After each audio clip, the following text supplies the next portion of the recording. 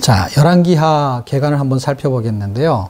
열왕기의 구조를 먼저 살펴보면 열왕기하는 멸망으로 포로되는 내용입니다. 북왕국은 아수르의 멸망을 당했다면 남왕국은 바벨론의 포로가 되는 내용을 갖고 있습니다. 전반부의 내용은 열왕기하 1장에서 17장의 내용으로 북왕국의 멸망을 다루게 되는데요. 엘리사의 구원의 사역과 다윗 자손의 보존이라는 내용을 갖고 있습니다. 자, 후반부에는 열왕기하 18장에서 25장의 내용으로 남왕국의 멸망을 다루게 되는데요. 히스기야와 요시야의 종교개혁을 다루게 됩니다. 자, 전반부의 내용을 먼저 살펴보게 되면 엘리사의 구원사역과 다윗의 자손 보존의 이야기는요, 결론적으로 북왕국은 어떻게 멸망하게 되느냐 할 때 회개하지 않고 아차하다가 아수르에게 멸망당하는 그런 사건이 되겠습니다. 자, 엘리야 사역과 엘리사의 사역을 대조적으로 살펴보면 엘리야는 여호와는 하나님이시다 하는 이야기로 그분이 창조자이시다라는 이야기를 다루게 됩니다. 누가 비를 주냐? 하나님이 비를 준다는 것이죠. 누가 사람의 마음을 바꾸냐? 사람이 아니고 하나님이 바꾸신다는 것입니다. 자, 세상에 빼앗긴 백성들의 마음을 돌이키게 하는 사역이 진짜 여호와가 하나님임을 알게 합니다.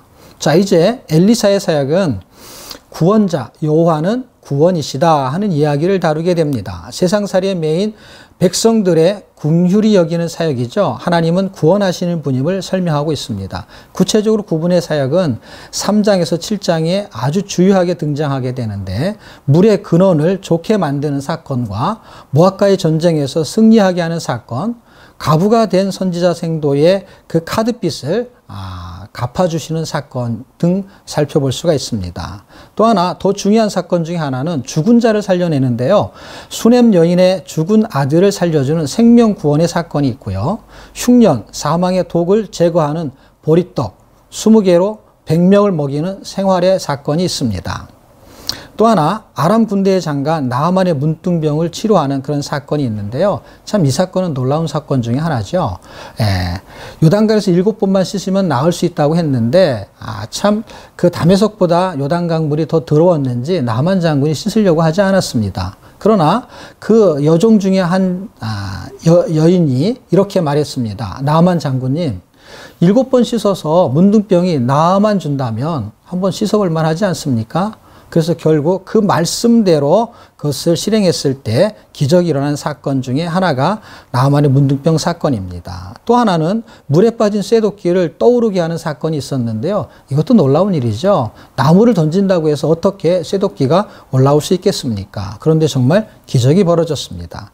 또 하나는 아람 군대의 침략 사건, 굶주린 백성을 위해서 그들을 회군시키는 그런 사건이 있었습니다. 이 엘리사의 사건은 3장에서 7장까지 수없이 반복적으로 나오고 있는 이 사건을 종합해 보면은 상식이 아니다라는 이야기입니다. 결국 무슨 이야기입니까? 한마디로 기적입니다. 이 이야기는 구원이 십자가의 사건으로 기적이라고 한다면 구원의 삶, 하나님이 사람들을 생활 속에서 구원하시는 모든 일상들도 기적이라는 것입니다. 다시 말하면 하나님은 우리가 구원받아서 기적적인 삶을 살기 원하신다는 것입니다. 더 놀라운 기적이 있습니다. 그것은 하나님이신 예수님이 사람이 되셨다는 것입니다. 말씀이 육신이 되신 것이죠. 이 기적을 통해서 하나님은 또 하나의 기적을 원하십니다. 그 기적은 사람을 하나님의 자녀 만드는 기적입니다. 죄인을 의인 만드는 기적입니다. 육신이 말씀으로 살기를 원하는 기적입니다. 진짜 기적은 삶 속에서 작은 일로 시작되고 그 일이 진행되는데요. 그것은 이해할 수 없는 사람을 이해하는 것이고, 용서할 수 없는 사람을 용서하는 것이고, 축복할 수 없는 사람을 축복하는 것이고, 사랑할 수 없는 사람을 사랑하는 기적을 말하는 것입니다. 이런 와중에 하나님께서는 남유다는 보존하시는 그런 사건이 8장에서 12장에 진행되고, 그리고 13장에서 17장에서는 결국 북왕국은 멸망하게 되는 사건이 벌어집니다.